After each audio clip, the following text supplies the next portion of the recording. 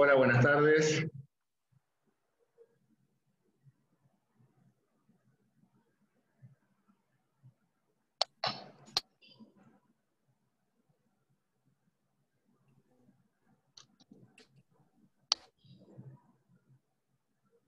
¿Me escuchan? Sí, profe, se escucha perfecto. Perfecto. Bueno, ¿cómo andan? ¿Bien? Bien, tranqui, por suerte. Bien, bien.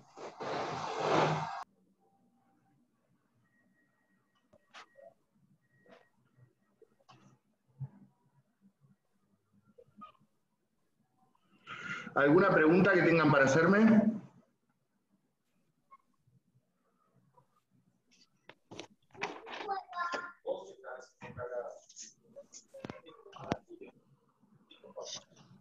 ¿Nada? No, profe, por favor, no. ¿Arrancamos entonces? Sí. ¿Qué vas a ir con el chupetín, boludo? ¿Cambiaste el pañal? Dame, te lo dejo en la heladera. No te doy, boludo.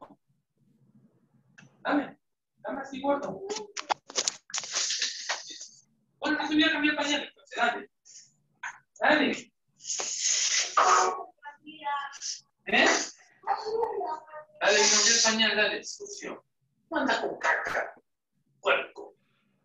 Bueno, vamos a arrancar con la clase. Hola, buenas tardes. ¿Qué tal? ¿Cómo andan? La puerta, la mesada, la cocina de acá. Bien, profe. Bueno, voy a pedir, por favor, que mientras yo hablo cierren los micrófonos. Hola. ¿Cómo les va? Bien, buenas tardes. Bueno, ¿ninguna pregunta, muchachos, entonces? No, no por el momento. Por mi parte no, profe. Bien, entonces, ayer habíamos dejado en el Tratado de la Capilla del Pilar. Habíamos visto el artículo 1, que establecía que las 3 provincias firmantes se pronunciaban por la federación, que de hecho reconocían, y convocaban a un congreso en el término de 60 días para llevarse a cabo en la ciudad de San Lorenzo. Que por el artículo 2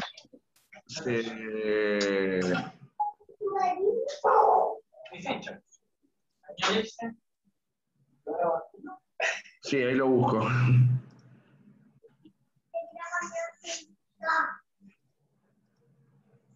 Bien, lo que les decía, por el artículo 1 entonces de la Convención del Pilar, las provincias firmantes se pronunciaban por la federación, que reconocían de hecho, y para luego reconocerla de derecho, se convocaba a un congreso a llevarse a cabo en la ciudad de San Lorenzo en el término de 60 días. Vimos que por el artículo 2 se declaraba la paz, veníamos de la guerra, se celebraba la paz, y por la cláusula 3 vimos cómo se producía entonces la traición de Francisco Ramírez, general del ejército artiguista, quien ahora firmaba el acuerdo arrogándose la potestad de gobernador de la provincia de Entre Ríos, y lejos de declararle la guerra a los portugueses tal como pretendía el caudillo oriental, los firmantes simplemente le recordaban a Buenos Aires el penoso estado en que se encontraba la provincia oriental, producto de la invasión portuguesa, pero sin ninguna obligación perentoria para la continuadora jurídica del Estado Nacional, que era la provincia de Buenos Aires. Esa era la que usted nos dijo que le aclaraban que pasaba, que ellos no iban a hacer nada, pero que si Buenos Aires quería podía hacer algo. En realidad lo que dice el artículo es lo siguiente, que ellos se encontraban impedidos, dada la penosa situación económica que atravesaban, para auxiliar a la provincia oriental. Si Buenos Aires quería auxiliar, que la auxiliara, y si no, que hiciera lo que le pareciera. Es decir, no le imponían a Buenos Aires ninguna obligación. Y por último, habíamos visto ayer el artículo 4, que es el que está referido a los ríos. Que yo casi a las apuradas del artículo 4, me referí que establecía el sistema de río cerrado. Cuando hablamos de río cerrado, lo hacemos por oposición al concepto de río abierto. Ya aquí comienza la discusión acerca de cuál debía ser el régimen jurídico imperante en los ríos interiores de la Confederación Argentina o del territorio argentino.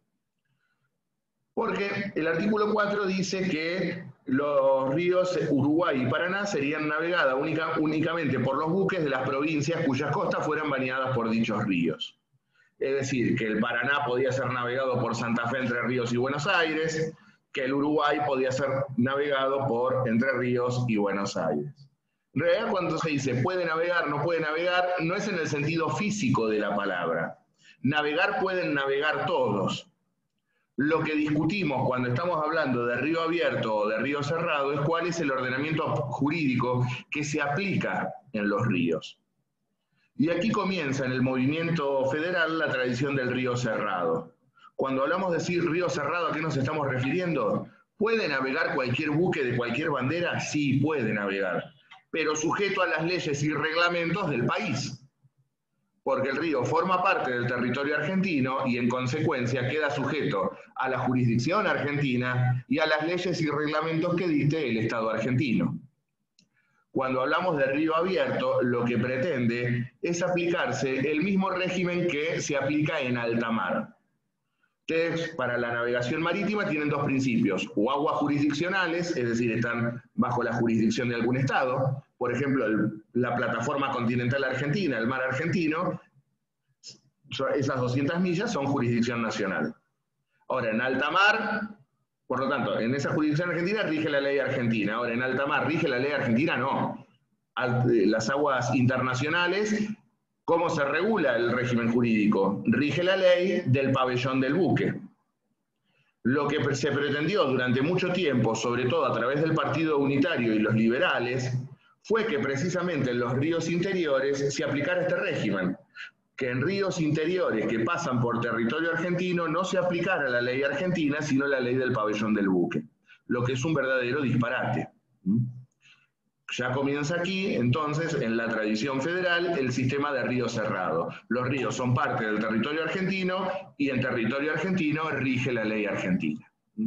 Esto veremos que se discutirá muy profundamente en las bases de Alberdi, que ya las deben haber visto con el doctor, y sobre todo con motivo del conflicto con Inglaterra y con Francia, que estallará en 1845, donde precisamente vayamos a una guerra con las dos potencias más grandes del mundo por esta cuestión. Así que esto es lo que debíamos decir del artículo 4. Y el otro artículo trascendente de la Convención del Pilar es el artículo 7.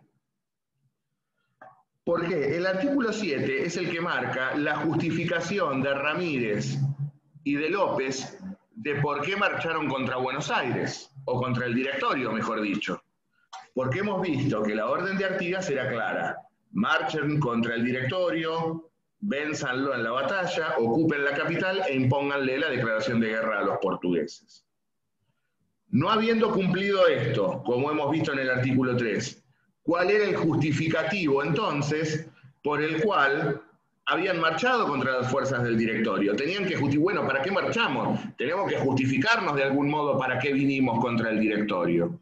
Y esto lo plasmaron en la letra del artículo 7, que dice así: la deposición de la antecedente administración, es decir, el derrocamiento del directorio y del Congreso, ha sido la obra de la voluntad general por la repetición de crímenes con que comprometían la libertad de la nación, con otros excesos de una magnitud enorme. Es decir, ¿por qué derrocaron al directorio y al Congreso entonces?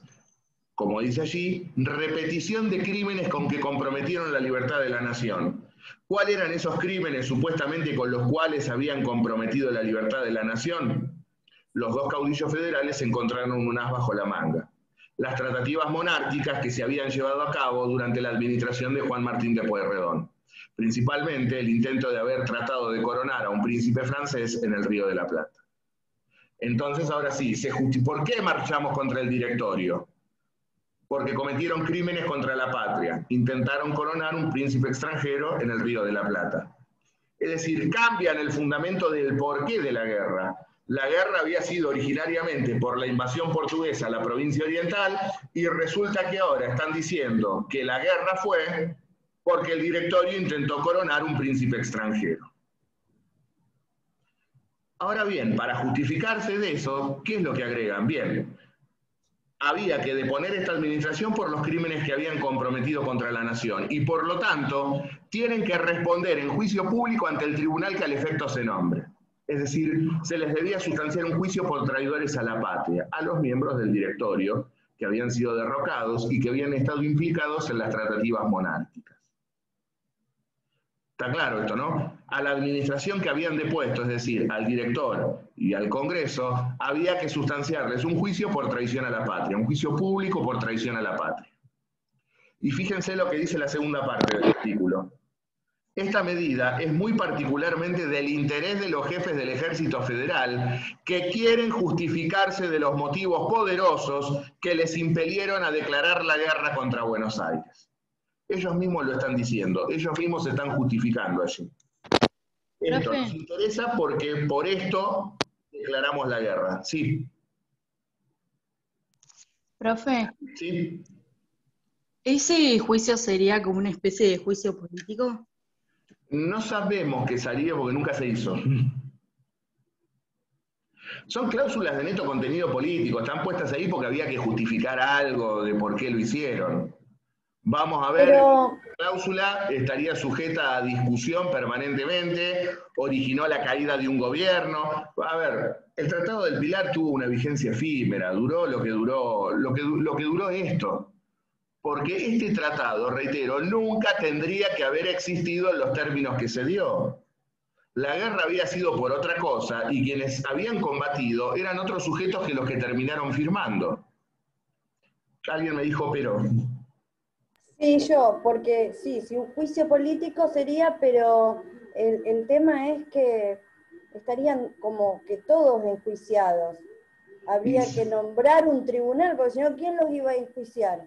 Ahí está, lo que pasa es que no traten de hilar todo tan fino, porque esto es así, bueno, tenemos que salir del atolladero político en el que encontramos. ¿Por qué vinimos acá? Teníamos que declararle la guerra a los portugueses, no lo hicimos, y entonces tenemos que justificar por qué vinimos. Estos quisieron coronar un rey, bueno, vamos a hacer un juicio a esto, y pusieron la cláusula. Reitero, nunca se cumplió.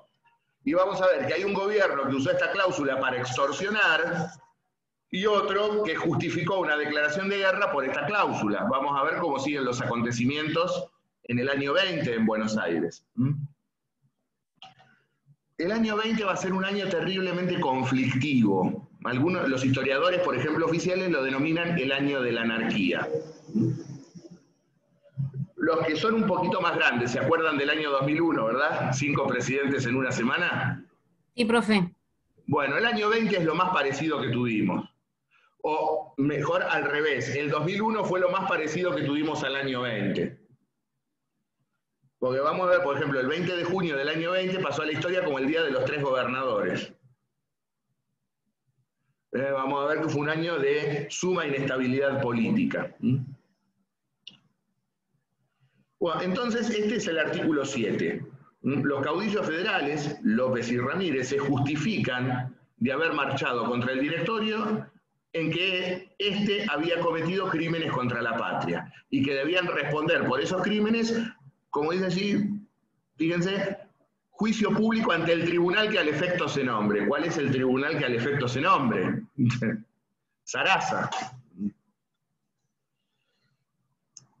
Y la última cláusula que tenemos que ver de este tratado es el artículo 10, donde terminan ya de liquidarlo a Artigas. Recuerden ustedes que Artigas era el protector de la Confederación de los Pueblos Libres. Fíjense lo que dice. Aunque las partes contratantes están convencidas de que todos los artículos arriba expresados son conformes con los sentimientos y deseos del excelentísimo señor capitán general de la Banda Oriental, don José Artigas, es decir, de protector de los pueblos libres, de repente de un plumazo lo degradan a capitán general de la Banda Oriental. Y parece una cargada. Estamos convencidos de lo que estamos haciendo es lo que pidió Artigas, cuando lo estaban traicionando asquerosamente. Y luego, y lo de Ramírez ya sin ningún escrúpulo, porque fíjense qué dice. Según lo ha expuesto el señor gobernador de Entre Ríos, que dice hallarse con instrucciones privadas de dicho señor excelentísimo para este caso. Ramírez dijo, lo que estamos haciendo es lo que quiere Artigas porque yo tengo instrucciones de que lo que estamos haciendo es lo que quiere. Un cara dura. Nunca tuvo instrucciones escritas de nadie y estaban haciendo todo lo contrario de lo que había solicitado el viejo caudillo oriental. Y luego continúa el artículo. No teniendo suficientes poderes en forma, se ha acordado remitirle copia del acta. Ni siquiera le invitan a sumarse a la unión. Tomá, te mando copia de lo que hicimos y haz lo que quieras. O sea, ya prácticamente no lo consideraban como un sujeto político activo. Estas cláusulas forman la Convención del Pilar o el Tratado de la Capilla del Pilar o el Tratado del Pilar, como más les guste. Ahora bien, ¿qué opinan ustedes? ¿Artigas aceptó este tratado? Para mí no. No, obviamente. Bien, no bajo ningún concepto aceptarlo. Y ahora vamos a ver qué es lo que pasó. Profesor, Sí, Artigas buscó establecer un sistema federal. sí, ya lo vimos en 1813. Bien. Según el libro que ustedes agarren, les van a decir que en el Tratado del Pilar hubo cláusulas secretas. Pregunto, si eran secretas, ¿cómo se saben? Evidentemente tan secretas no eran. En realidad no es que hubo cláusulas secretas, sino que hubo un acuerdo verbal, no escrito, entre Buenos Aires, o mejor dicho, entre Zarratea y Ramírez, porque Ramírez era traidor, pero no estúpido. Ramírez sabía que Artigas no iba a aceptar los términos del acuerdo. En consecuencia, Ramírez le pide a Buenos Aires, bueno, Artigas esto no lo va a aceptar, asistime militarmente. Y hay un acuerdo verbal entre Zarratea y Ramírez en el cual Buenos Aires se compromete a suministrarle armas, tropas y la flotilla para cruzar el río Paraná. Pero es un acuerdo verbal, no forma parte del Tratado del Pilar, ni tampoco es una cláusula secreta. Reitero, si era tan secreta como se supo. El historiador que la descubrió se debe haber llenado de plata, entonces. Tengo la cláusula secreta del Pilar. No hubo nada secreto, hubo un acuerdo verbal entre Zarratea y Ramírez. Ahora bien, como lo hemos adelantado, efectivamente Artigas no aceptó este acuerdo. Artigas, que como les dije allí, luego del desastre de Tacuarembó, había cruzado el río Uruguay con tan solo 16 fieles, se enteró en lo que hoy es la provincia de Corrientes de la firma del acuerdo, y obviamente estalló en cólera frente a la traición de Ramírez. Como consecuencia de esto, Artigas le manda una carta a Ramírez en muy duros términos diciéndole, vos sos un traidor HDP. La verdad no había otra forma de decírselo, ¿no? Y rápidamente forma un pequeño ejército junto a contingentes nucleados allí en la provincia de Corrientes y también un contingente reclutado en las Misiones e invade la provincia de Entre Ríos. Ramírez no quiso dar una batalla frontal, lo fue gambeteando, hasta que llegaron los refuerzos de Buenos Aires y con apoyo porteño, Ramírez rápidamente lo empezó a correr hacia el norte, lo expulsó primero de Entre Ríos y lo fue corriendo hacia el norte por territorio correntino hasta que directamente Artigas debió refugiarse en el Paraguay. A fines de 1820, ya derrotado, sin fuerzas, sin aliados, sin absolutamente nada, Artigas pidió asilarse en el Paraguay. Y así termina la trayectoria política de José Gervasio de Artigas. Fue muy triste el final de Artigas. En ese sentido, Artigas pide asilarse en el Paraguay y la Junta de Asunción, el gobierno de Gaspar Rodríguez de Francia, no sabía mucho qué hacer con Artigas. Sabían el predicamento popular que tenía el caudillo oriental. Por lo tanto, no le permitieron que se quedase en Asunción, lo internaron en el interior del territorio paraguayo. Y cuando digo el interior del territorio paraguayo, no piensen en el Paraguay de hoy. Territorialmente, aquel Paraguay era prácticamente el doble de lo que es hoy.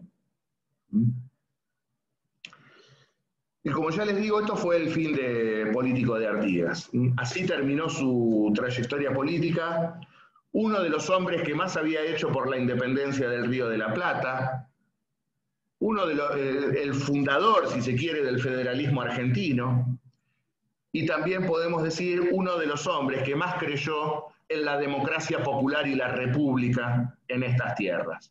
Cuando muchos trasnochados buscaban reyes extranjeros y fórmulas constitucionales copiadas de Europa, Artigas fue un verdadero pensador que concibió los problemas argentinos e intentó darle una solución argentina, buscando la unión de las provincias, la formación de una verdadera federación que englobara los intereses de todos.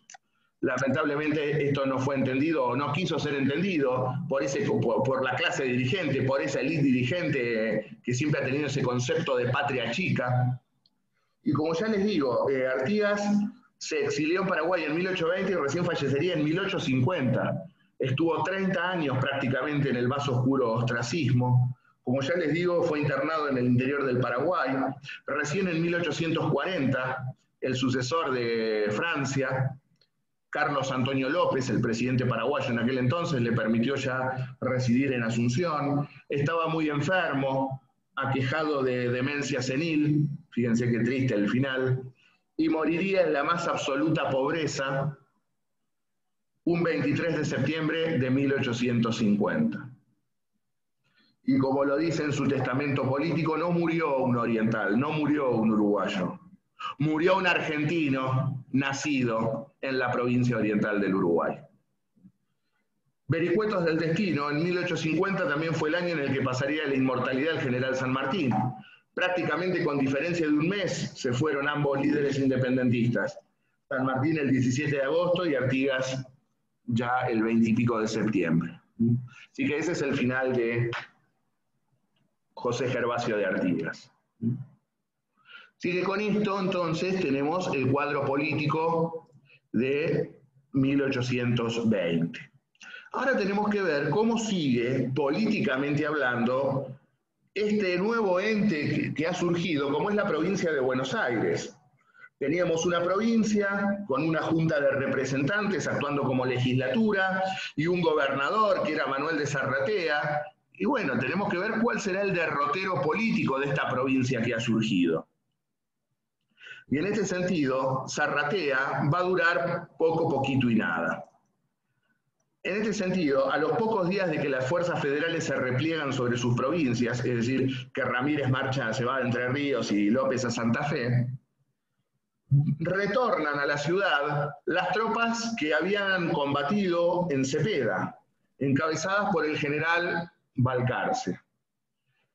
Y Balcarce se creyó que era el gran caudillo militar. Balcarce incluso llega a decir que en realidad se había falseado la información, que se le había mentido al pueblo de Buenos Aires y que el verdadero vencedor de Cepeda había sido él. Lo que pasa es que las tropas de Balcarce se habían refugiado en unos cañaverales y cuando vieron a las tropas de Belén ni pelearon. Volvió a la ciudad y dijo: yo fui el vencedor. ¿A quién le ganaste? Nunca le ganaste a nadie. Es como el Boca de Guillermo, no le ganó a nadie. En consecuencia, lo cierto... Me hizo reír, profe. Es culpa de Guillermo. Y va el tercero. Me desconcentré. Lo cierto entonces es que la vieja clase vecinal porteña rápidamente corre a apoyar a Balcarce, porque Zarratea tenía el apoyo de los caudillos federales. Por lo tanto, la clase vecinal porteña lo apoya a Balcarce. Balcarce lo destituye con un golpe de Estado a Zarratea y se pone él como gobernador. 5 días duró Balcarce, y cuando digo 5 días lo digo en sentido literal. Se remitió a salir todos los días a la plaza, desenvainar su sable y decir libertad o muerte. El primer día fueron 20, el segundo día fueron 15, el tercer día fueron 10, el cuarto día fueron 5, y el último día se quedó solo, solito y solo. Con lo cual, rápidamente, Manuel de Zarratea es restablecido en el mando luego de 5 días de gobierno de Balcarce. Y obviamente Zarratea comprendió algo. los que intentaron voltearme fue la clase vecinal porteña, lo que ahora se denominaba el partido directorial, porque eran los que habían apoyado al directorio. Yo tengo una carta fuerte para jugarle al directorio. Acá es donde juega el artículo 7 de Pilar. Y digan, ustedes me quisieron voltear, todos ustedes estuvieron en el directorio, ¿no? Entonces, a mí el Tratado de Pilar me faculta para todos ustedes juzgarlos por traidores a la patria. En efecto, Zarratea pretendió llevar a cabo el juicio por alta traición al directorio. Rápidamente instruyó a uno de los fiscales del Cabildo a que secuestrara las actas del Congreso y comenzar con la acusación para enjuiciar políticamente a los miembros del directorio y del Congreso. En ese interín, se eligió finalmente la Junta de Representantes. Antes recuerden que había surgido de un cabildo abierto, ahora se llevan a cabo formalmente elecciones en la ciudad. 4 de los diputados electos a esa Junta de Representantes tenían proceso abierto por estar implicados en la alta traición. Por lo tanto, Zarratea le solicitó al cuerpo, todo cuerpo legislativo tiene la facultad de ser juez de los diplomas y títulos de los miembros electos. Por ejemplo, ahora, saben ustedes, en octubre se produce la renovación de la Cámara, ¿verdad? Es la propia Cámara la que en sesiones preparatorias tiene que analizar la validez de los títulos que esgrimen los diputados electos. Bueno, esto es igual, la Junta tenía que analizar la validez de los diputados electos. Y Zarratea le solicita a la Junta que a 4 diputados no les tome juramento porque estaban implicados en el proceso de alta traición.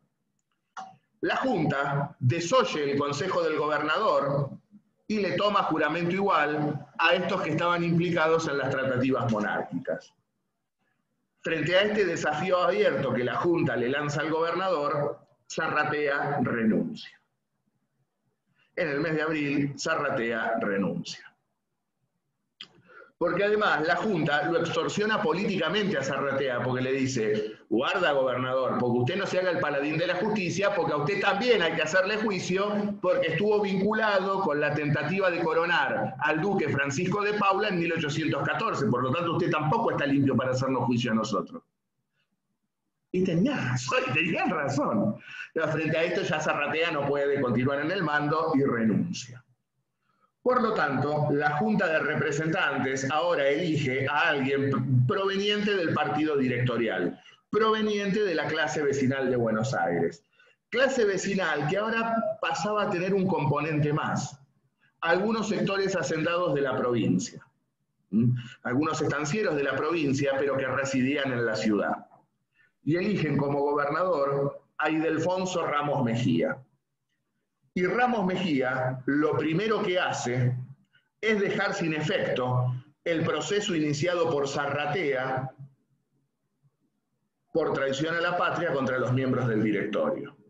Es decir, podríamos afirmar que Ramos Mejía como gobernador deja sin efecto e incumple la cláusula 7 del Tratado del Pilar. Decide no sustanciar el juicio por traición a la patria. Frente a esta decisión de Ramos Mejía de no llevar a cabo este juicio, la provincia de Santa Fe, acaudillada por Estanislao López, decide declararle la guerra a Buenos Aires. Por lo tanto, a mediados de mayo de 1820, tenemos guerra entre Santa Fe y Buenos Aires. ¿Por qué Santa Fe le declara la guerra a Buenos Aires? Por esta decisión del gobernador Ramos Mejía de incumplir el artículo 7 de Pilar, de no llevar a cabo el juicio por traición a la patria contra los directoriales. Esto era la excusa formal, si se quiere. Lo cierto que López estaba muy influenciado por este mismo chileno que antes estaba con Ramírez, José Miguel Carrera, y otro muerto vivo que había regresado al país, Carlos María de Alvear, aquel odiado director de 1815. Y Carrera y Alvear tenían sus propios objetivos políticos. Reitero, Carrera quería volver a Chile para hacerse con el poder, y Alvear quería ser gobernador de Buenos Aires. Por lo tanto, en cierto modo, ambos influyeron en López en su intención de declararle la guerra a Buenos Aires. En este contexto, entonces, de guerra entre Santa Fe y Buenos Aires declarada, la Junta de Representantes porteña, la legislatura porteña, dicta lo que se conoció como la Ley de Instrucciones y Consejo de Gobierno, que podemos afirmar que fue la primera ley de carácter constitucional de la provincia de Buenos Aires. Por esta ley se declara a Ramos Mejía gobernador propietario, es decir, titular, hasta ese momento había sido elegido interinamente. Se le otorga el lleno de facultades en lo político, económico y militar. ¿Qué es el lleno de facultades? Lo que conocemos como facultades extraordinarias. La posibilidad del gobernador de ejercer atribuciones que le corresponden más allá o que van más allá de las que legalmente se encuentran establecidas. En este contexto de guerra, disponer la leva forzosa, disponer la convocatoria a la milicia, ordenar medidas de defensa de la ciudad, poder requisar, poder allanar o poder detener sin orden de juez, las medidas clásicas de emergencia en casos de guerra. Pero también le dio este lleno de facultades en lo político y económico, es decir, la facultad de dictar decretos con fuerza de ley y medidas de carácter financiero.